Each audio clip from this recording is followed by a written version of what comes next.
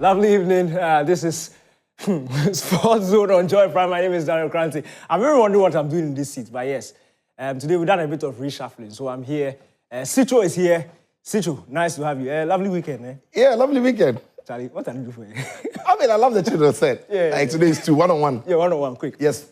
Today, well, even though you are in the host seat, it's going to be questions being thrown across. Yeah. 2-dimensional. Yeah. 1-2. 1-2. Papa. Quick.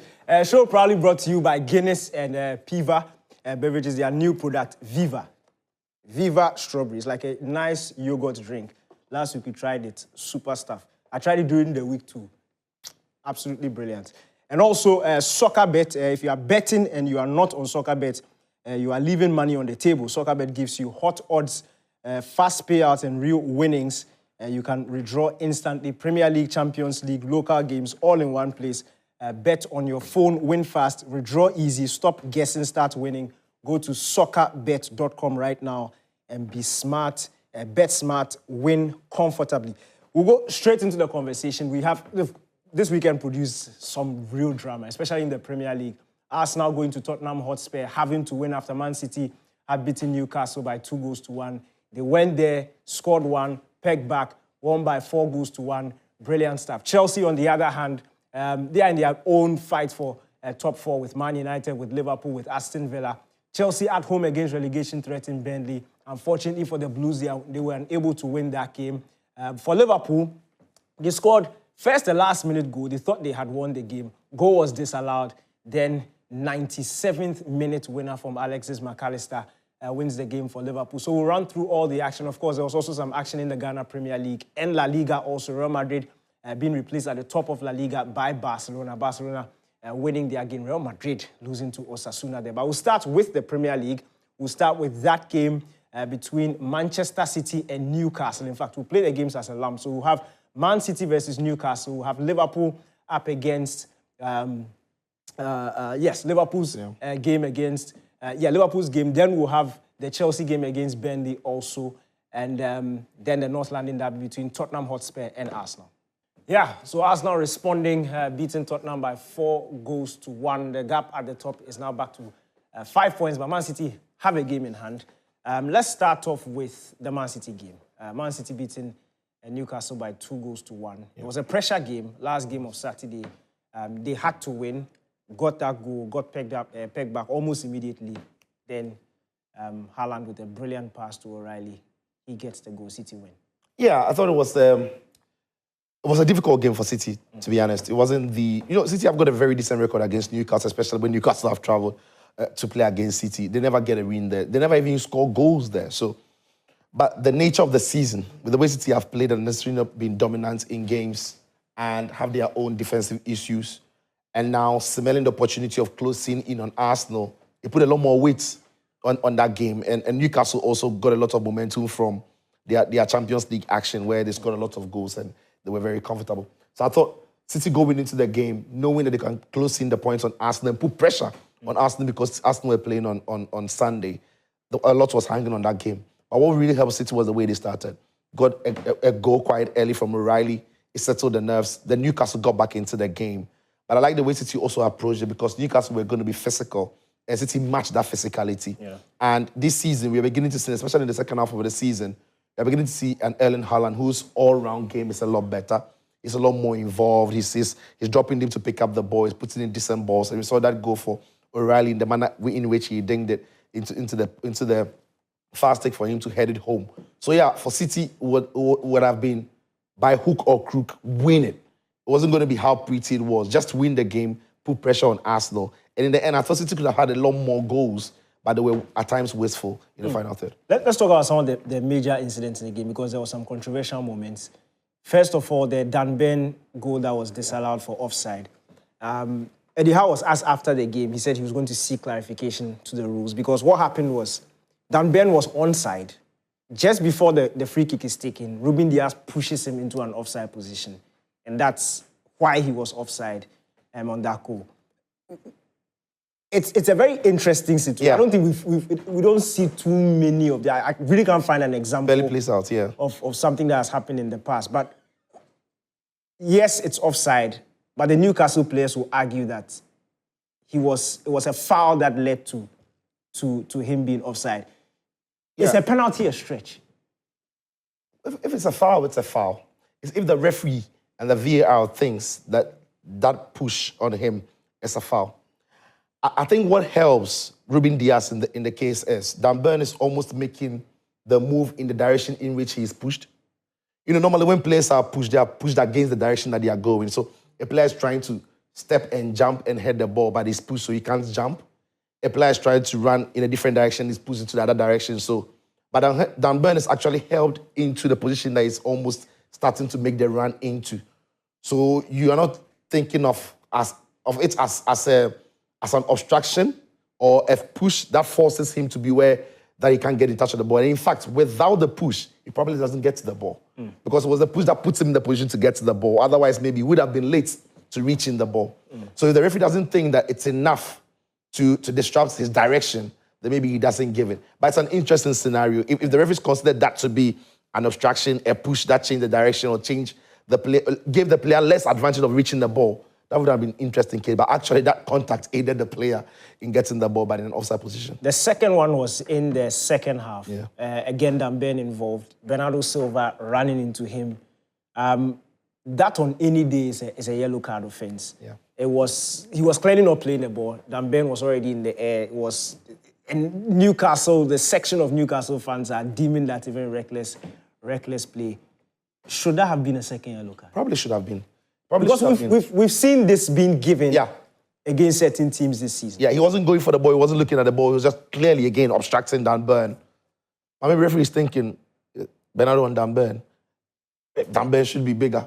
I'm just saying. But yeah, I agree with a section of Newcastle fans who think maybe if the referee wants to apply the rule, you're probably looking at that as a second yellow card. I don't know what you think about that, but that could have easily been a second yellow card to the City captain on the day. Look, Bernardo Silva. I thought it should have been. And I think it's also down, honestly, I think it's down to reputation. You see, referees are human beings, players are human beings. You take charge of these games season after season. You get to know certain players, their personalities and things. And I think if it was another player, if this was a Casemiro, he's getting sent off. If even with Man City, let's say, if this is a Ruben Dias or somebody else, he's getting sent off. I think that Bernardo Silva factor, nice guy. I think that saved him. Because if you look at the replay, it was actually dangerous. Yes, you might say it's Bernardo on Dan Burn, but Dan Burn is big. So when he goes off the ground and you almost sweep him from the legs, it's dangerous. It was very dangerous. He landed, obviously, they wanted not just the free kick, they wanted a yellow card. And even aside the action itself, if Dan Burn gets to the ball, that's a clear goal-scoring opportunity for Newcastle. So it's equivalent to a shirt pull or a cynical foul. And it's an obstruction. It's an obstruction, and it's a dangerous obstruction also. So I thought that should have been a second yellow card. I don't know. I can agree on that. I think Man City escaped that one. But away from the Man City game, let's deal with the teams at the top. Let's talk about the North London derby. Tottenham with a new coach, a coach you know very well, Igor Tudor, formerly of Juventus. First home game is a tough one against league leaders Arsenal. But the performance wasn't the best, especially the defending. You know, I was surprised at Spurs because it's not London derby. At times, we've seen teams that have been terrible, but when it comes to occasions as that, you're playing against your biggest rival. It's actually Spurs' biggest fixture in the calendar year when they play against Arsenal. And if you adding more weight to it, Arsenal are in a season that they're onto something great. You want to be the one throwing that spanner into their works. So you're thinking the nature of the game itself will motivate them. And ahead of the game, the teams that are beneath Spurs are beginning to pick up points. And so Spurs would have known that aside the bragging rights, they also need to play to save themselves from relegation. But that performance on the day was terrible. Yeah, they got the goal eventually from Arsenal's own mistake. It wasn't as if they were combining passes, making movements and causing Arsenal problems. Rice made a mistake and they capitalized on that one. But apart from that, they were toothless. And defensively, you are thinking that when a team starts with a 5 back, then they are going to make it a bit harder for Arsenal to break them down. But there was nothing like that. But also there's credit to be given to Arsenal in all of that. Spurs were bad, but Arsenal, under the pressure with which they came into that game, had a lot of questions to answer. And I thought they put those answers, they put those questions to bed really quick. 4 goals and 4 open play goals. Yeah. For this season, in the context of Arsenal, that's a big deal. tough game away from home. Gyökeres scores 2, Eze scores 2. Arsenal didn't need a set piece in this game to get a goal. And that's pretty impressive, especially from a Gyökeres point of view. Yes, you might talk about the defending, but you still have to put the ball in the back of the net. I thought, especially the second goal, he showed some great strength. We've criticized him this season for focusing too much, focusing too much on the physical battle. But there was purpose to it this time around. He clearly was going for the ball, trying to get the advantage of the defender. Once he shrugs him off, we know the finish is in the bag. And his finish, I don't know about you, but his finishing reminds me of Van Nistelrooy. In that second goal. Power. Yeah. He no matter how close he is to the goal, he hits it with some force. Hitting it with some force. Yes. And look, that's a. He doesn't take chances with chances. No. If he's hitting it. Yes, most of his goals are driven with a lot of power. I think what also helped Victor Gyökeres in this game is how close Eze was playing to him. And when you've watched Arsenal, when they've played even Eze or at times Kai Havertz or the captain Odegaard, or in more recent times Saka when he starts, they're not too close to him. They're a bit distant. They're closer to the midfield than they are. He has too much to do when he has the ball. But in that game, okay, so maybe that what helped also was because Spurs were a bit deep, and so Eze was a bit higher up the pitch. However you look at it, in almost all scenarios, Eze was very close to him. So he had somebody to bounce off. And the presence of an extra player helps a striker a great deal because the defenders all of a sudden know that they have to pick up somebody else. Yeah. So if you look at that first goal, brilliant touch. But it was Eze's movement that was even ahead of Gyökeres that opened up the space for Gyökeres to actually take that touch and then, swing that ball into the back of the net. So I think that the way Eze played in and around him helped. And if you look at the position that Eze picked, it also helped Eze in his second goal. So he's very close in that number 10-ish position. The ball comes, he cuts it out, ball he finds Bukayo Saka. The ball breaks fortuitously for him, and then he taps it home. So I think that would be the trick. If you have a striker like Gyökeres, who relies on his power, who relies on how he's able to pin defenders, he would always need somebody to bounce off him. And once he's got that, he will find the spaces. And when he has those chances, as he showed in that Spurs game, he was to devastating effect. Look, let me shock you with this stat. So Eze is Arsenal's second top scorer this season. You've got to be he scored 6 Premier League goals this season. 5 of them have come against Tottenham. Tottenham shall. He almost signed for them before Arsenal. Before Arsenal came to. Yeah. It was like a last minute Arsenal came to pick him. 6 Premier League goals, 5 against Tottenham. If Arsenal faced Tottenham every week, we wouldn't even have had a title conversation. And Eze would have been outright the top goal scorer. Quick. 1 goal, 2 games. Yeah, but that was great. That was great character from Arsenal, to be honest, because Spurs were bad, get it. But to drop the points from 2-goal lead against Wolverhampton Wanderers, to take the lead against Spurs and make a mistake. One of your most important players makes a mistake and Spurs get 1 goal back. It can unravel very quickly for you. But I just like the calmness and the composure with which Arsenal continued to play. And even Declan Rice became a lot better after that mistake. It was like, nothing has happened. Let's play. Yeah. And even his body language after. Yeah. He smiled and it was like, no, let's play. Let's go. But look, let's talk about, it's not even let's talk about, I will talk about it. The Tottenham Hotspur disallowed goal. It wasn't a goal. No, it wasn't a goal. It wasn't a goal. There were clear hands on Gabriel. And you see, I've seen some school of thought on social media. Gabriel is big, that is. Look, the referee cannot have the weight of every player in his notebook and determine whether a touch is too soft or too much. There's no way Kolobwani is getting to that ball if he doesn't push Gabriel out of the way. It's a clear obstruction. And when you reference previous games where goals like that were given, it doesn't mean it was a good decision. Remember earlier this season, the United-Fulham game, where Euro literally pushed Bassi out of the way to head the ball in. Fulham protested it. Man U were given the goal. Fulham, Marco Silva was not happy about it. And rightly so. Most people said the goal should have been disallowed. And now the same people are coming to tell me that the goal should be given because it's Arsenal and it's Gabriel. You can't tell He was pushed. It was very clear.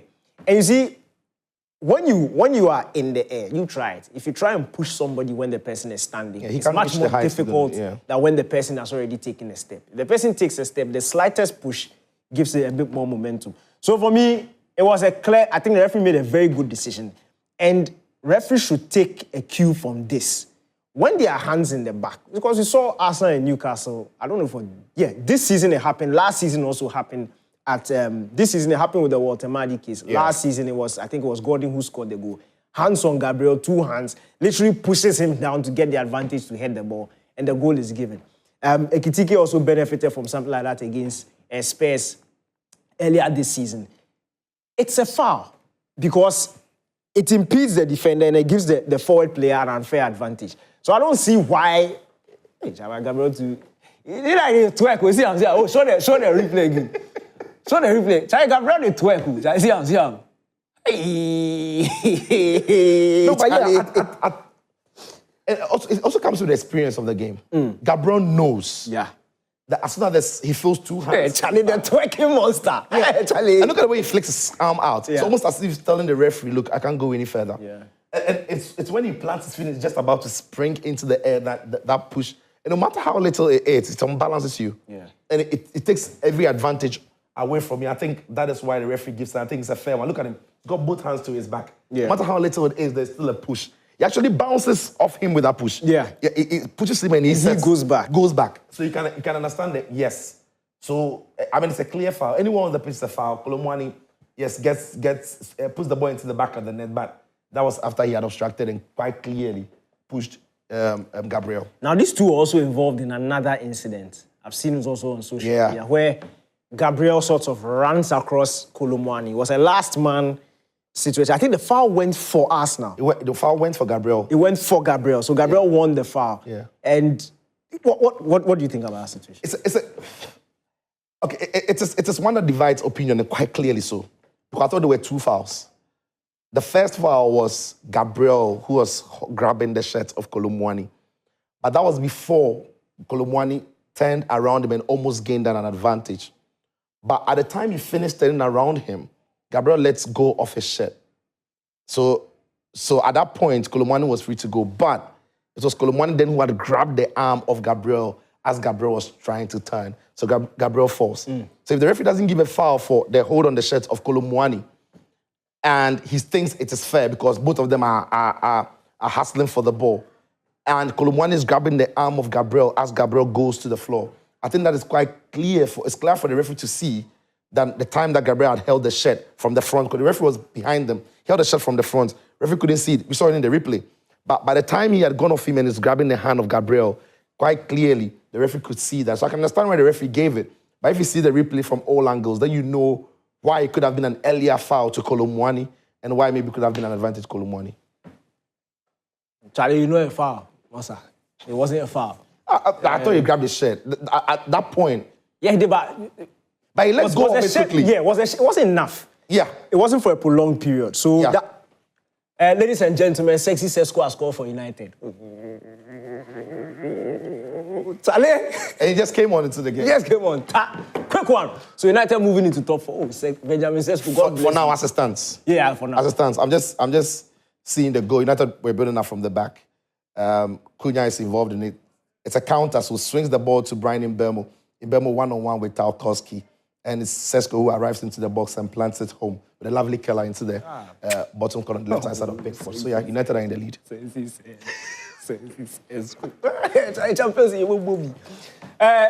Sijo, let's look at the Premier League table. Yeah, let's look at the Premier League table. If as it stands, United are moving back into top 4. So this table has to be updated. Yeah, it has to be updated. So because United. Sorry. No, you are under punishment. Go and sit there. You will sit there until we go on break. Get up. Go and sit there. Sit there until we go on break. Hey. You are under punishment. Sit there. In fact, turn your chair. He's dancing on the show. Turn your chair and face the wall.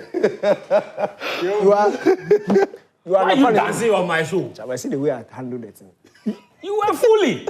Oh no, that one let's go dance. See the way I handled it. Oh, you pause. That's funny. So give me 5 minutes. My name is. Sorry, no, you are now my prodigy. Yeah. Give me 5 minutes as a. If I die, you take over the show. Me too. If I die, you take over the show on this side. So give me 5 minutes. Let me see if you can do it. Then, in fact, let me ask you about Chelsea. The Blues. Chelsea faced Leeds a week ago. Relegation threatened team. Yes. Drop points. at home against Burnley. Yes. Another relegation-threatened team. Yes. In the fight for top 4, drop points again. Yes. What is happening to Chelsea? They just need to find consistency. That's it. I think, you know, even I have grown very frustrated about Chelsea's start-stop. And I thought maybe a change of managers could resolve that issue. Maresca had exactly the same problem. So then it leads you to think that it might not just be a coaching issue per se. Perhaps it's a mentality problem. And the red card issues also are continuing even under a new manager. And Chelsea, I don't know. I haven't checked the numbers, but I wouldn't be entirely wrong to say Chelsea have had the most red cards this season. They are, and in the history of the Premier League for a season, I think it was Sunderland who had 9. It's ridiculous. 9 red cards is the most. I think Chelsea are only 3 shy of that. It's ridiculous, the disciplinary issues in the team. And I think... for Farah alone, has had how many? 2. This was second. Yeah. And, you know, 2 really avoidable yellow cards leading to a red card. And I think, to be honest, that's what put the team in that position. They were cruising up until that particular point. And that has happened a lot this season, where the team has looked very comfortable, and then one silly mistake or one silly error, one red card, and all of a sudden it's looking very dangerous for Chelsea. Anybody could see that goal coming. I think, in all honesty, there is a mentality issue as much as there is a coaching issue in that team. And finding a very good balance between consistent run of results and particularly getting into the heads of the players that they are good enough to compete at the highest level. I think that is the biggest challenge, because it looks to me like too many players in the Chelsea squad are very comfortable with where the team is. Look, if Man United are dreaming, look, I've seen United fans the whole of this week talk about the fact that they are capable of winning the Premier League title this season. When you look at what's happening with Arsenal, Man City, not many people believe that they have the consistency to go on a certain run like they've done in the past. And United fans all of a sudden are dreaming about winning the Premier League title because they think that there's potential there. Why can't Chelsea? Because those two, in fact, yes, Chelsea had the chance to go above United. And they didn't. They blew it. So if United believe they can win the league, Chelsea should believe that they can win the league. And the only reason they're losing such points is because there's no belief. There's no belief. And I think, and I think it's important that the Chelsea gets back to the era. So that's the red card record. It's 8. Yes. So Chelsea are one shy. That is just ridiculous. You know, and this should not be, this should not just be allowed to pass. Honestly, at the highest level, any team with this sort of discipline, look at the other teams in the list. Not a single one of them in any of those seasons was anywhere close to finishing in the top. I think almost all of them in those seasons ended up being relegated. Exactly. Or so there's no top team that should have this kind of disciplinary record and is deemed okay. I haven't seen a lot of. I haven't seen in fact even under Maresca, I didn't see him be too livid about the red card situation. It almost as if he himself got one, and it was almost as if it's okay. But that's not an okay behavior from a top team, honestly. And the mediocrity that Chelsea have accepted, for me, is disturbing. And it's become symptomatic of the new ownership. It's almost as if they're okay with a certain level of performance. Let's sack the coach. But winning the Premier League title is never really been in the conversation. And I think that's a problem. And the players have reached that point where they also believe that they're not supposed to win the Premier League title. So any sort of result can be deemed okay. And quite frankly, it's very disappointing. I've stopped bothering, honestly, about Chelsea this season. No, but let me ask a genuine question. When you look at the quality of players Chelsea have got, the entire squad for the season, do you genuinely believe that they are capable of winning the Premier League title? This is what I believe. I believe that Chelsea's squad, there's enough talent in that team. If they can get a good manager that can get a good self-belief into that team, they're more than capable of going on a certain run, even if not winning the Premier League title, so do you think but challenging. Yeah, you think at the moment, they're not challenging. Yeah, I think, okay. I don't think it's very different from what everybody knows I've said on this platform. I think when the new owners came in, the message was quite clear that they might not be winning now because they are onto a project that will take time for a young, talented group of footballers to grow together and reach their peak periods. So once this message was clear, we just knew that the team they were assembling in the short term were never really going to compete for the Premier League. And that's why in the last 3 seasons or so, Chelsea have not been competitive as far as the Premier League is concerned. If the Chelsea players, Sicho, were in another team, all of them? Yeah, let's say that we put them in the Liverpool team. Yeah. All of the us squad. As the squad. That Chelsea squad. Yeah. Let's say we replace the Liverpool players with them. Okay. With Klopp or Arne Slot even from last season. Yeah. All of a sudden we'll be talking about players that were capable of going on a run to win the league. Here's the thing. Look at the front three. No, here's the thing. Look at the midfield. No, Chelsea's front three. Yeah, Chelsea's front three. Not good enough. Because Hold on. I have a question. Yeah. There's just being issues. Look, let's say everybody stays fit. Yeah. And you have Cole Palmer. Yeah. You have Pedro in there. Yeah. You have João Pedro. Yes. You compare them against the Liverpool front three. I mean, Salah is next level. Yeah. But the rest of them. Nobody, hang on. Everybody's firing. Hang on a minute. If everybody is firing, I think the only player that I will pick at Liverpool above the Chelsea front three will be Mohamed Salah. Absolutely not. Isak has had a terrible start to life at Liverpool, but he's far better than all the attackers. Cole Palmer. No. Isak is better than Cole Palmer. Hang on There's a minute. no way. I'm talking. It's better than all the strikers. No, we're Chelsea talking have got three put together. players. No, so I'm starting from the striker. Striker for striker, I pick Ekitike and Okay, yeah. Let's look at this. This is their performances in the Premier League this season. The good thing is all were transferred to their new clubs this season. The only one with Premier League experience was João Pedro. Yeah. 27 games, 11 goals, 4 assists. Kitike has 10 goals, 2 assists in 24 games. And then Gyökeres, no assists so far, 10 goals in 26 games. So if we are being I honest, the player that has made the most impact this season has been João Pedro. Well, you want to look at the number of games that Ekitike has played, then he makes a good point. He walks into the Premier League. Yeah. He walks into the Premier League as a young player who's never played the league before. And he's coming to a Liverpool team that is struggling, but his numbers, they are great. Brilliant. I'll pick Mohamed Salah. I'll pick Isak. I know he's got problems this season, but when you look at the quality and what he can produce in the future, I think no player in Chelsea can match him. I would rather say, if Chelsea were investing in players like Isak as their striker, they can be competitive. If Chelsea were investing in other players, maybe Chelsea goes to a club and picks a very experienced, quality, reliable defender, Chelsea can compete. But when I look at your front three, Neto is brilliant but very inconsistent, and you can't sometimes coach out inconsistent. It's just the player. So Garnacho is inconsistent. Neto versus Gakpo. Who Cody Gakpo? I'm not a big fan of Cody Gakpo, but Neto wins. But no. I want to put this into perspective. Okay, we saw the graphic. The 6 players, right? The 6 front 3 players. No, but and you make a combined 11. Out of those 6, which 3 would you pick? I'm picking Salah, I'm picking Ekitike or Isak. There are 2 of us, so there are 2 Liverpool players straight away. We are talking about everybody at peak level. Salah and Isak. Salah and straight away. Ekitike.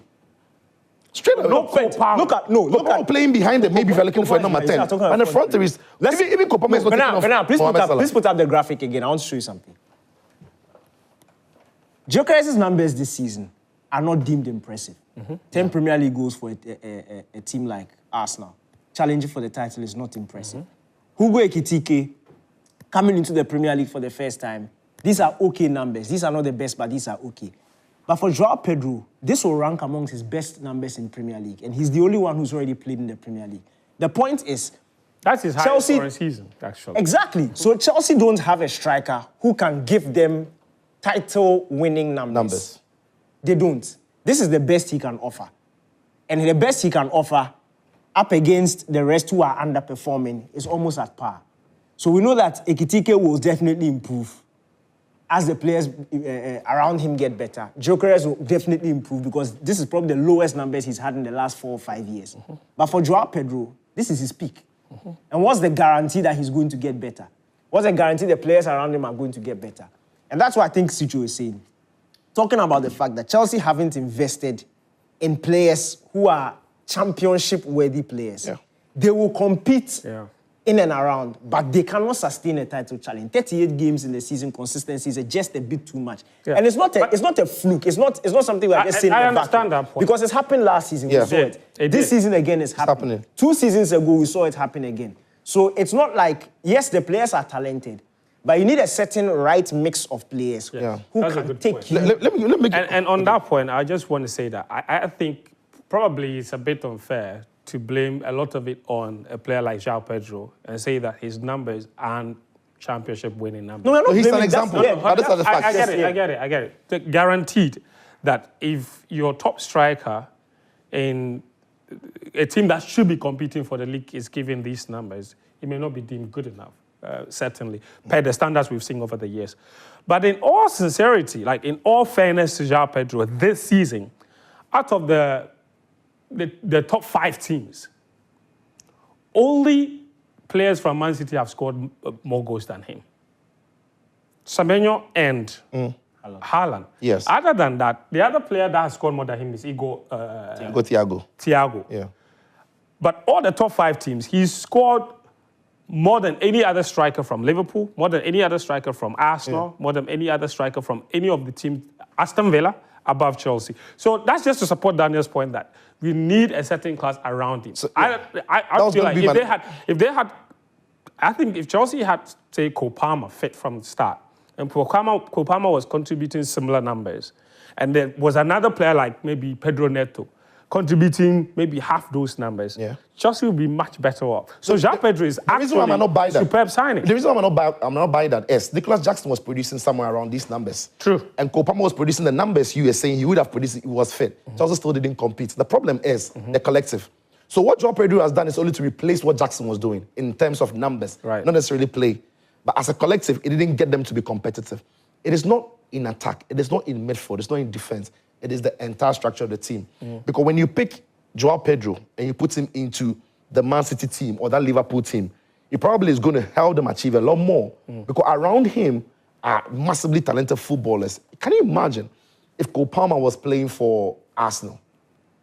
Can you imagine if Cole Palmer was playing for Arsenal? The same Cole Palmer is playing for Chelsea and Chelsea are not being competitive. If Palmer is in this Arsenal team, I don't think City are catching them in his fit. I don't think City are anywhere near them. He's going to be creative, he's going to be scoring, he's going to be doing a lot of brilliant stuff. So I'm saying Chelsea have got talented individual players.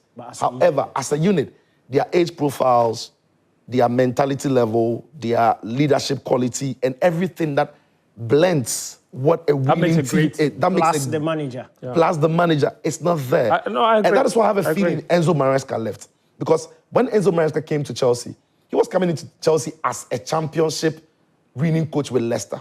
Obviously, when Chelsea bring that phone, you're going to run from your home to Chelsea. It is Chelsea. You are coaching Leicester. With a great respect to Leicester, but it's Chelsea. So he came into Chelsea looking like he was going to take the opportunity because it's Chelsea. But once he comes into the club and wins the Conference League and wins the World Club Championship, I think he begins to feel like he wants more, he wants to win more. But what the club is handing him is just not good enough to give him the opportunity to win more. So when Cowell got injured, when Levi Cowell got injured, he was demanding an extra centre-back. And do you know what Rosino has done in his recent games? In the last 4 games, he's completely changed. Without injuries, his back line. He's also rotating a lot. So all the rumors about Enzo Maresca not having the liberty to keep a consistent team because the team wants players to have shared, owners want players to have shared minutes. Seems like it's true. To improve their marketing. It's true. Otherwise, it makes no sense that they don't have that consistency. And he's come out to say that he believes in rotation. I find that really hard. Yeah. So who changes a winning team? Yeah, so I think the entire model that Chelsea are running now doesn't allow them to be as competitive as they can be. Yeah. And maybe if they went into the market to buy, imagine if Victor Osimhen was Chelsea's striker. Think about it. Yeah. And they spent tons of money, and they could have acquired a Victor Osimhen or players who takes them to the next level. But I don't think that this project is a competing one. But Enzo Maresca, he should keep quiet there and enjoy. Because if the owners didn't spend money on João Pedro mid-tournament in the Club World Cup, he probably doesn't win that. Fair. That's fair. Yeah, that's fair. I mean, but that's their job. Their job is to provide them with the winning you also can't turn to around and blame them for being on. You can win the World Club Championship with that squad, but to compete in the league is different. I understand that. Yes. So if you say that, it means he should be satisfied with it's the fact that he won the Club World Cup, so he started feeling like... He should. That part is because they gave him material. So they shouldn't give him material. Oh, they did. That's their job. And they should give him more to be able to compete. That's what he's saying. But some messages have come. Charlie, I'm not... Come and do it. No, give me here. I'll read it from here. Okay. Camera in here. I'll read it from here. Hey. I'll tell you what the See, you don't even have tablet. That's the problem. Did you bring your tablet? Why? The people... I made predictions last season, and it all happened. Now, for this season 2, he's making predictions. Number 1, no Spanish team will make it to the Champions League quarterfinals. That's his prediction. Number 2, he says PSG will batter Chelsea in the round of 16 and go on to win the whole thing against Bayern in the final. Another bold prediction. Benaya, bookmark this message. We'll go back to it. Portugal will win the World Cup. Stop Read reading. the open. Stop Read the open. reading. Stop reading. Read the open. This is the last one we want to hear. And they will play the final against Spain. And the Portuguese player will win the Ballon d'Or. But he says into brackets, definitely not Ronaldo. Who do you think that is? Vitinha. If PSG are going to win the Champions League, Yeah. and if Portugal are going to win the World Cup, it's going to be he will be very crucial. So he could Nuno Mendes. Yeah, but it's going to be a PSG player. And then his last prediction, he says Arsenal will bottle the league against Man City at the Etihad. At the Etihad. Forget. You made this point on Friday last week, right? They are going. They're not going to the Etihad. Oh, guy. The guy doesn't add his name, but Aminu says Chelsea didn't replace Maresca properly. They still need a coach. You can't keep doing the same thing and expecting different results. A 2-goal lead against Leeds was bottled. A goal against Burnley was bottled. And if it were Maresca, I guess the comments wouldn't have been good. Just look at this guy's record already. Remember that he also lost 2 games against Arsenal. Chelsea is most likely to finish 6th on the league table. From Van Boy with that message. This one says, good evening, guys. I don't know how the rest of the season goes for Spurs, but our boy Kudus must leave after the World Cup. They lack ambition, a finished club. Somebody's very frustrated. That's power from Awushi. This one says, Arsenal will win the league with 1 or 2 points. That will be more painful for City and those who want Arsenal to bottle it as well. All right, Pilolo Viva from Signane. And this one, I think, okay. Hold on, says I skipped one more message. Anyway, it looks like it's the same message sent twice. So anyway, those are some of your messages, Danny K. So now we are going on break. When we come back, I'll collect my we are going on break. Then we'll do substitution, tactical substitution. Ateta says Saka should go and play false 9. I am Saka. This one is Madueke. Saka, how many goals has he scored this season? But he's better than Madueke. I say you are Madueke and I'm Saka. You say you are coming to talk about 6 Premier League goals. I'm not too sure about that competitions. He's their star player. Yeah, he hasn't been great this season. He's not their star player. Who is? Gyökeres is their star player. Charlie, Enfa. But we need to have a serious conversation about Saka by another day. Come to me. Bro, Enfa. We will not have any serious conversation. It's my shoe. You know that at the World Cup, they should bang Saka. Hey, you are making noise. Hey, I'm the host. Anyway, we are going on break. This is Sports Zone on Joy Prime. My name is Daniel Koranteng, your host. I'm Daniel Koranteng, your host. Yes, we are going on break. We'll be back. Welcome back. This is Fent Tahiri Fent. I am your host. This is Sports Zone on Joy Prime. Hey. You've done enough. I have to agree. You've done well. So now I know what to put in my will. It was Sports Zone. If I die, I will Sports Zone to you forever. The show is proudly brought to you by Viva, the newest yogurt drink from Piva Beverages, also by Guinness, and also by Soccer Bet. Soccer Bet, proud sponsors of this show. And as I always like to tell you, if you want to bet, make sure you choose the right platform and make sure it is Soccer Bet. And I can tell you a bit more about Soccer Bet shortly. And as far as Soccer Bet is concerned, well, if you are betting and you are not on Soccer Bet, well, you are leaving money on the table, okay? Soccer Bet gives you hot odds, fast payouts, and real winnings that you can withdraw instantly. Not like some other platforms, you want to do cash out. The cash out, you'll be pressing the button. With the time you need a you cash freeze. out, you go freeze right now. Not on Soccer Bet, okay?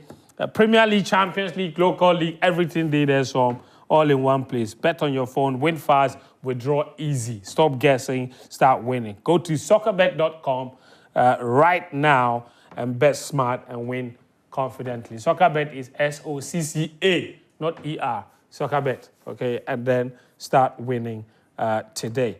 All right, your messages are welcome on 0551575757. It's on your screen. Your thoughts on the Chelsea fans especially, what's going on with the team? I tried to answer that question. The guys disagree with me to some extent, but let me know. We're very interested in your thoughts on what you think is going on with Chelsea, why they cannot We all know Chelsea's biggest problem. They cannot put together a consistent run of results. They can't kill off games. Why is that? Is it an issue of talent, coaching, mentality? Like, what's going on? Especially against the weaker teams, as Daniel said, the Leeds and Burnley and teams that Chelsea should be beating comfortably. But Leeds have taken, 4 points away from Chelsea this season. That is crazy. How did that happen? Burnley, similar. And it's teams that are going on relegation, literally fighting relegation. They're the ones taking points off Chelsea. What's going on there? I'm interested in your thoughts. Man United have won against Everton, 1-0 Sesko. So they go into fourth, I believe, on the table. Oh, my God. 3 points behind Aston Villa. Only 3 points. And 3 points ahead of Chelsea. Look at that, man. Look at that. Look at that, man. Oh, Chelsea Football Club.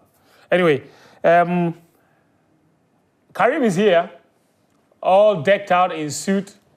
We are, 5 weeks away from that friendly game, or those friendly matches against Austria and Germany. So the players are picking up form every weekend. Karim is here to tell us all about this weekend's performances. And hopefully he has some news on Daniel Kofi for us. Karim, welcome to the show. Thank you. Yes. How many years now have I been talking about Ragnar Ake? Forever. The Germans will say Ragnar Ake. Ake. What's up with him? 3 seasons, 3 straight seasons. And we still haven't called him. Charlie. And it's not like he's not balling, no. He's balling. Playing in the Bundesliga 2, the last 2 seasons. The 2 previous seasons, 16 goals. Last season, 18. Wow. FC Cologne, they got promoted to the Bundesliga. They decided to pick him up from the Bundesliga to the Bundesliga. And this season, he has 5 goals in the Bundesliga with 4 assists. And overall this season, he has 6 goals and 6 assists. He did something special this weekend. But now, just show all the goals. I have some special collection of goals. Of Ragnar Ake. Karim. So, the goal you just saw there was scored by Enoch Morrison. That is in the Kenyan Premier League. Which goal? We've seen plenty goals. The final one, the last goal, it was scored by Enoch Morrison, coached by Sika Akono. That is Goma here. They are on top of the Kenyan. Can you say something about him? Because it looks like all the coaches are doing campaign. and it's well within their rights. no, Sike now is leading the league by 6 points? I think so. It Yeah. should be. Charlie, I So- think I'm long overdue for a trip to Nairobi. We need to interview Yeah. Siki. Yeah. You need to. It's Actually, been a that should be a fantastic good job. idea. Yeah. Yeah, resource constraint. Yes, I was saying if I play a call interview, a Ghanaian is doing well abroad. Am I lying? What Yeah, yeah. Goma here. So, Karim, yeah. go on. You just talk. Let me. No, so I was going to say that. So you've shown a list of players that scored goals 4 this goals, weekend. You yeah. showed us Ragnar Ake. What is his situation? He's played for the Germany under 21. Yeah. I know he was at the Tokyo Olympic Games for Germany and played 3 games there. So he's eligible to switch. Yes, he has not been capped by the senior side yet. So it's like, at the moment, at the age to 27, maybe let's see what happens. Has he done any interview anywhere where he's talking about not- potentially playing for Ghana? He has to go to Germany. I've not He has to seen go to any- Germany. Karim has to go to Germany. Karim has to go and find out. You're right. Maybe You're right. I can just go interview and see what. You're right. Yeah. Then we also saw Augustin Boache. Yeah. what are they doing? Okay, the thing is that behave. Augustin Boache he also scored. I don't even know why they are laughing. Augustin Boache also scored his 5th league goal of the season. For that is Saint-Etienne. They play in the French second tier and with 4 assists, so it means 9 goals. They got relegated last season. Huh? Yeah, he was injured. He joined them last season, but he got injured, so couldn't play a lot for them, and he got relegated. He moved with them to the Bundesliga, French second tier. Then Tyrone Owusu plays for FC Luzon, and they won 4-2 against FC Basel, that is in the Swiss league, and it was a brilliant all-round game for him. Then Ibrahim Sulemana, his first start for Cagliari, and he put in a very decent game, won 4 of the 4 tackles he attempted in that game against Lazio. Then Kelly Birenchin, a normal team for him these days. Then the player I was talking about as a right back, Daniki, Tyrese Asante, plays for Maccabi Tel Aviv. and they won 3-2 against, that is FC Ashdod, that is in the Israeli League, and he was the player to complete the most passes in the game, that is 50. And then Joseph Edu. For the past few weeks, he hasn't been playing, and when he was handed the opportunity, that is for Celta Vigo, and they won 2-0 against Mallorca, that is in La Liga. It was brilliant for Celta Vigo, misplaced just three of the 63 passes he attempted, that is in that game. Brilliant game from him, and they won by 2-0. Then Kojo Pepper upon brilliant game for him as well. For Nice, they drew 3-3 against Lorient, that is in the French Liga. Won 3 out of the 3 tackles he attempted in that game. Also won the most duels and misplaced just 3 passes. He attempted 55 passes and misplaced just 3 passes. Derek Korn as well, he also played a brilliant game for Union Berlin, and they won 1-0 against Leverkusen, one of his best games this season. Then Lawrence Achizigi played for St. Gallen, and they drew 1-1 against Tan, I think, and in that game he made 3 saves for them. And yeah, so that is the lowdown from the Ghanaian players abroad this week. Very interesting names popping up at a very interesting time. Caleb Okuban, we haven't seen him in the Black Stars team since 2019 AFCON, since he missed that penalty. We just sort of... Shatawale's fault. What did he do? I don't remember Shatawale. They did a live Ekuban Banku, in the whole country. 10 of Ekuban, now they don't continue. We've basically treated him like an outcast. And that's not the first time we do that as a country. Like, it's basically one bad game. The clearest example... Just be part of a bad squad that didn't perform if you're not like Yunkam. Or even if you yourselves have a bad game as part of a bad squad. Yeah, done. Atamalawe. Oh, my brother. He hasn't come back. Done. Razak Brahma. He hasn't come back. Even Tekpinyo, if you're not calling me, I mean, Bernard Tepete. But Tekpinyo, he didn't do anything. He didn't do anything bad. I'm saying even if you're not He calling was me, just in an... He was well, just, this is the bad squad. Yeah. Abraham. Also. Yeah. But he has played so well since. I don't know, like, it's just difficult to understand, you know. Not even an opportunity to... I mean, Tepete. Yeah. And another one is, what's his name, DK? Is it Owusu? Yeah. The one... Samuel Ozu. No, not Samuel. The other one. Kwabena Ozu. Kwabena. Kwabena Ozu. Yeah. The one... I sort of pass the ball. Karabakh. The one to Jordan. Pass the ball. Was it Jordan or David? Asamajan. Asamajan went to play some shots. Against Cameroon. Went to play some shots that hit the bar. Yeah. But that's not bad. And that was it. I mean, you can't blame him for being ambitious. I wasn't Cameroon. No, Yeah. the Tunisia game. Was it? No, it wasn't. It was a Cameroon. It was Cameroon? Yeah. Yeah, goalless, yeah. But we still Kwabena Ozu, Karabakh. qualified. No, but that's not why we... Yeah, there were other... No, there were no other. It was one. After, he went to sit on GH1. I saw Speak interview. about the bonus. Yes, yes, yes. Oh, I mean the magic. From the Ghana for back. I mean the magic. Oh, really? And that was it. You know Ghanaians. You're like, really? Okay, no problem. We'll see Anyway, if we drop it again. what's the update on our injured players? Last week you said Momin was back. Did he get any minutes this weekend? Not yet. The other one is Kofiche. A lot of people are talking a lot about him. I think over the weekend, the club posted a picture of him on their story. I think we're doing some ball work. We don't know. I'm not sure he's on the pitch yet, but I guess like some individual touches. Some ball work. Yeah. He's He joined said late March. late March. That's what the club website says. It said hopefully late March. So the thing is, if he can play some 4-5 games before the end of the season, Will he take him to the World Cup? But the midfield is stuck. He looks like one of those players that no single soul would have qualms with if he's included. It just seemed like, you see how like others come and then you don't want to see them again. He's come and we never really quite, we saw enough, but we didn't Enjoy quite. enough. Yeah, so it's like everybody's hungry to But see back in the yeah, obviously, football fans will say, yes, you can take him there because, you know. Right.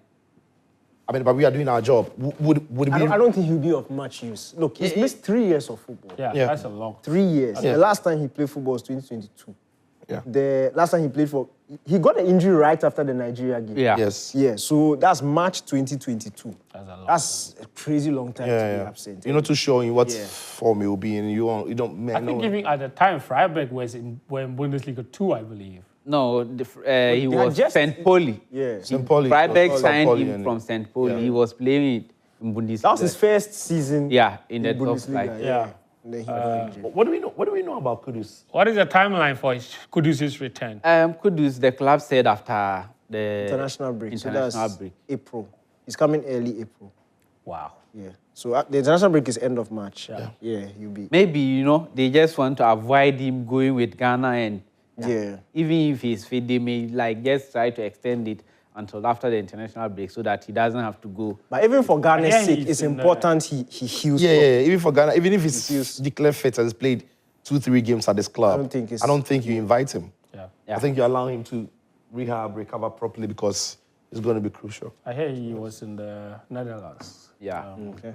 So that's where he's recovering from. Great. Yeah, so it'll be interesting. All right, Karim, thank you very much. What, Karen didn't mention that your man played 90 minutes again and won. Something happened. one that Someone back is to doing me. Someone is doing me. I was coming to give update number 3. Hey. you Captain General. He played again. 90 minutes. Andre, are you? Do you know the time they scored a goal? 89th minute. Alam go. The guys, They are now 2 points away from safety. Yeah. It is happening. El Capitano is Captain General. And my player, Welcome there, Charlie. whilst his player played 90 minutes and helped his team win, me, my player, they subbed him at halftime. And when they subbed him, then the team went on to win the game. Oh, God. Yeah, I was sad. Actually played better, Yeah. unfortunately. Come on, but I think, you see, it was an unfamiliar rule. I blame the coach. They are playing that double 10 thing that where Ademola Lookman used to. He's a wide man. He used to hack the touchline, attack defender. It's not fair. They are I don't know. I don't know if he's been unlucky with transfers, he's been unlucky with coaching because when Jury signed him, Jury knew him from the Premier League. Then he went there, he requested for him, signed him. And he was virtually playing him as a proper winger, that's the thing on the line. But Atlanta realized that the results were not good, so they've changed the manager and they reverted to tie because a chunk of their players are only used to that system. Yeah. The 3-back system, 5 across the middle of the park, and you've got the 2 number 10s coming in narrow, or 4 across the middle for 2 number 10s coming in narrow. So there is virtually no natural spot for his talent or his ability. That's why he's struggling, I think. Interesting. All right. So anyway, a big thank you to Karim with Ghanaian players abroad. Wherever a Ghanaian player is, so long as they are on Karim's radar, you know that they are important. Karim is, people are advocating for him to be added to the Scouts. scouting department of the Ghana Football Association. But we'll see. So Ghana has 2 friendly matches in March. 27th of March in Vienna against Austria, and then on the 30th of March against Germany in Stuttgart. So we'll see how Ghana fares in those 2 matches. Might give us a good idea. And then last week, Danike, I'm sure you have thoughts on that. We announced another friendly against Mexico. Yeah. That will happen on the 22nd of May, before the end of the season. And the GFA went on to clarify that the squad for that friendly against Mexico in Mexico will comprise players playing in the Ghana Premier League, players that Otoado is monitoring, and then some U23 players. So very clearly, the GFA is saying that that friendly match against Mexico on May 22 will not have key Black Stars players going to the World Cup. Is that a good thing or a bad thing? Then, for me, then what is the point of the exercise? Then it doesn't... You can't classify it under a pre-World Cup friendly because there's a huge likelihood none of those guys will be going to the World Cup. It's outside the FIFA calendar, so players will still be with their clubs. We know La Liga, Premier League will not have ended by then. They end on the 24th. Yeah, so the Iñakis, the Mumims, the Partes, Kudus, Semenyo, these guys are all not going to be part of that friendly. Now, when you also look at the FIFA deadlines in terms of when you're supposed to name your provisional squad, your final squad, after the season, which is ending on 28th, so the 27th, 28th, that weekend, Even the Champions League final is 30th. it's 30th. So the official European season ends on 30th. That's when players start leaving and coming back. Then you have 11 days until the start of the competition. So what I expected was the GFA naming a friendly during that international window because you have a chance to play 1 or 2. If you push it, 2. But most teams are playing just 1 friendly at the end of that. That's what we want to see because that's where you get to test your provisional squad and then make the cut, the final cut for the World Cup. But if you're sending players, he's monitoring and under 23 players and GPL players. These guys are going to make 1% of the World Cup squad. There are probably like 2 slots available for those guys. So what is the essence of that exercise? And it suits Mexico way more than it suits Ghana. Because Mexico have at least a good like 40-45% of their squad that will come from their local league and who will be eligible to play in that game. So it suits them. That makes sense for them to play during that time. And then they'll have another chance to play another friendly a week later during the international window. So that's how Mexico are killing 2 birds with 1 stone. But you are essentially wasting an international window where you will not have your best players. And it's even more alarming when you think about it this way. So we didn't qualify for the AFCON. We know that. The last friendly window we had in November, we saw the big boys not participating. So the last time we had the let's say 70-75% of the guys we know will go to the World Cup. The last time they grouped together was in October during the Comoros and Central African Republic qualifier. In a competitive environment. Competitive environment, exactly. So the likes of Kudus, Jordan, Semenyo, who are most likely to start that as our front 3, they've not played together, and they didn't play together against South Korea, Japan, Germany, Austria, Mexico. So the last 5 matches, these guys have not played together. That's a problem. Partey hasn't played together or hasn't played with them. That unit hasn't played together. Salisu is injured. Who is Jiku going to be partnering in this window? We need to see that. We need to see that. He needs to build a certain chemistry with whoever he's partnering. Hopefully, we'll see it against Austria and Germany. But is there another test? Mexico is a wasted one because Jiku will still be playing football during that time. So it's a very funny timing of they shouldn't even have announced it. They should probably have just said it as a side thing. Us money, so we can't turn it down. Yeah, but then name it as Black Stars B and actively look for something during June. That's the announcement. But I'm saying, why is it? Don't you think it's possible the FA can get both? That they can have this exercise against Mexico, No, you can't. And still have the friendly that you are talking about. Obviously, the more important one is that friendly in June, because you are preparing towards something.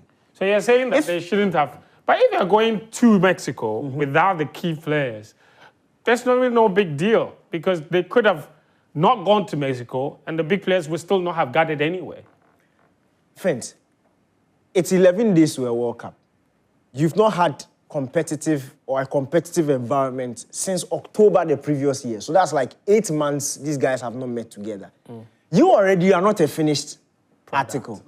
Your players are still trying to build that understanding. Your back 5 has shown signs of improvement. But you need that rhythm. You need to continue that rhythm as a unit. So your point is that this friendly should not have happened and we should have put all the energy towards... I'm saying this friendly, the GFA, I would have pushed it for the week after. It's very possible.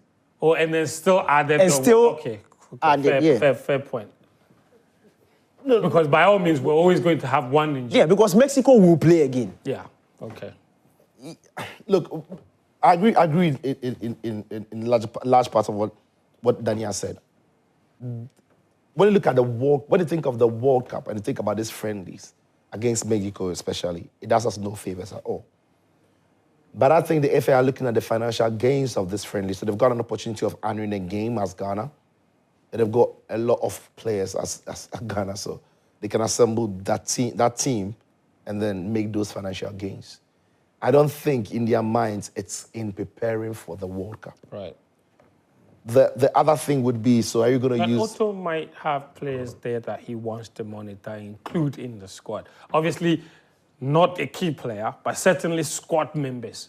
There would be some of them that could emerge from that friendly. I think whatever team that is going to play in that Mexico game is going to be a brand new team, if there's a term like that in football. Whichever player you want to monitor, sometimes you're doing them a great disservice because they're playing alongside mates they've never played with before. Otto himself wouldn't have worked with a team before, so you're going to put up a team in a system that really, the boys might not necessarily be able to have a grasp of it in that short time. So it's even unfair on players. You think it's a justifier for them because you're playing in an impossible environment. New team, everything. So when you think of the World Cup, this friendly does us no favors at all. It's only for the financial gains. But I get your point because even if they don't make this financial gains in this competition, the Black Star players are not going to be around for that period anyway. And I think the FA's thinking and their planning has always been geared towards that Austria and Germany game. And then there will be games right before the World Cup. So as far as the World Cup preparation is concerned, I think they have their roadmap for taking Ghana to the World Cup. But this fixture has come with financial benefits, which maybe I feel they want to have a hold of it. We complain about the fact that we don't have money. So if Benzuka are going to pump in the money, let's take the boys there, make the money. Let's do it. Because to be fair, No, and Fent, just finally, we need to start seeing the benefits and footballing benefits from some of these friendlies and the decisions that the GFA is taking. If you go back to last year, the Unity Cup that we played, similar competition outside the FIFA window, we had problems bringing in some of the regulars. There were a host of new guys who came in. The first international window we had after that, in the September window, competitive fixtures, FIFA World Cup qualifiers, 11 players that made it to the Unity squad team were dropped, and a new bunch came. None of those 11 players returned in October. Only one of them returned in November with the friendlies, and Abu Francis, who got injured. Yeah, but the FA will argue that from those friendly games, they've got Calabria and they got Bonsuba as well.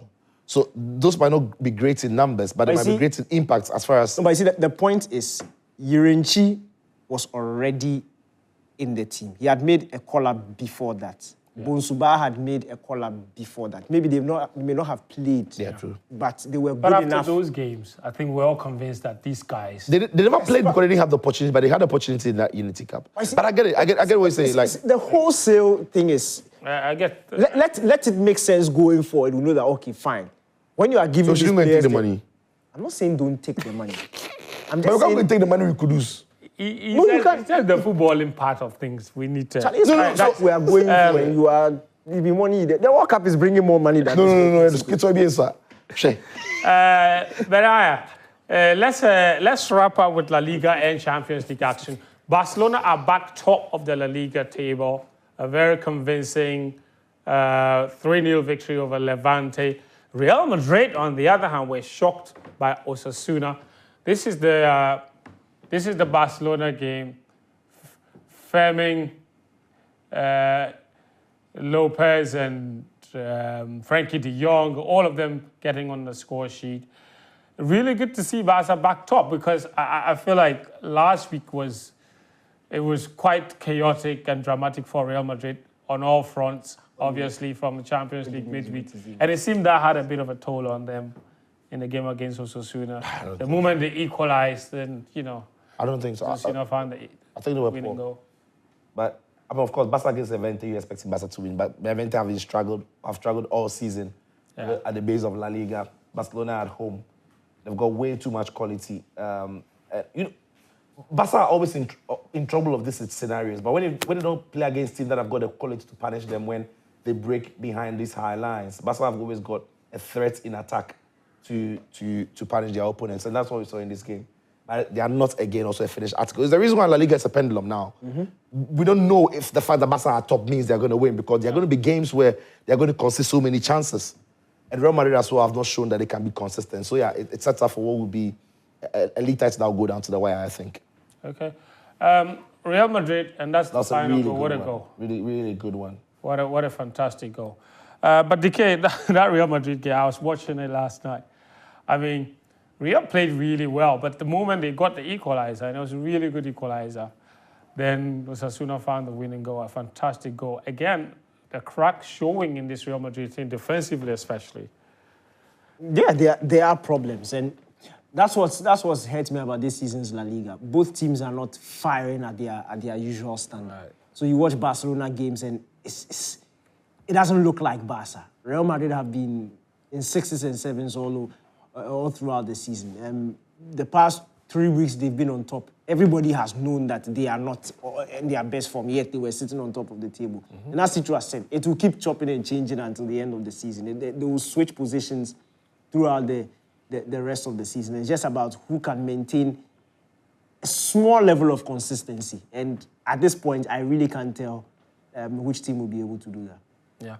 Yeah. Speaking of Real Madrid, we know that they are in action in midweek in the Champions League. That game was quite dramatic against Benfica with the racism issue obviously overshadowing the actual game itself. Vinicius Junior obviously scored a wonderful goal. This goal was an offside, obviously.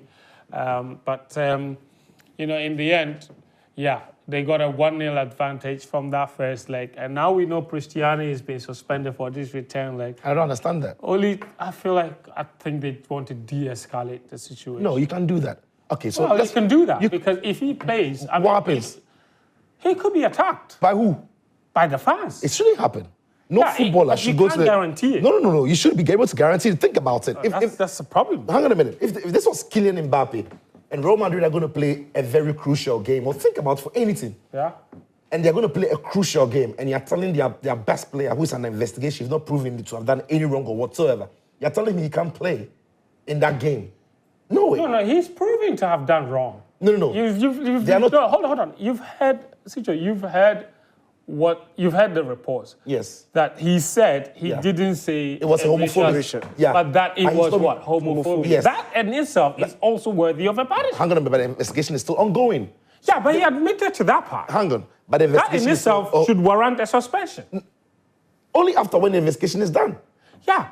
Because they have also made allegations against some of the Real Madrid players as well. So are you also going to say that afterthought? Absolutely. No, those are afterthought. You can't say that. They did because there's protocols involved. They did their internal investigation. If you say you heard that, you're supposed to go to the referee and report. Only one player did that, the Real Madrid player. No. They didn't do that. They've also done their internal investigation to have said that some of the Real Madrid players also abused them. I'm not saying I get what right you mean, or wrong. but I'm saying that their actions or their reportage, whatever, it's an afterthought. We don't...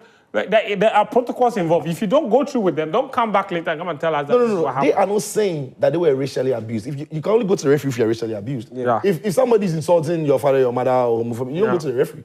So Vinicius just says he was racially abused, so he went to the referee. They are saying they were also abused in various ways that can also attract punishment. So they didn't have to go to the referee. They've only now reported the matter. I'm saying it's unfair that UEFA have asked a team not to play their player who is under an investigation that doesn't deserve him being at home. Until found guilty, he's innocent. Absolutely. What if he's the most important player in the team? What if the team has only one striker and he's the striker? Cristiano. Anyway, so that's that. We'll bring you a commentary of that particular game on Wednesday on Hits FM 103.9 FM. So if you're on the road, stuck in traffic, just tune in, enjoy the commentary from Danny K and Victor Achutamaklo. But guys, that's our show this evening. No, it's only right I sign out. So come here and let me sign out. Sorry, I sir. started. Sign out. No. The original host wants to sign out. Thank you very much. Let him sign out. So this has been Sports Zone with me, Daniel Koranteng, Fent and Cicho Stream Philip. Thanks for your time. I am your new host. And we'll see you next week. Show was proudly brought to you by Guinness, Piva Viva, and Soccer Bet. Charlie, I pause.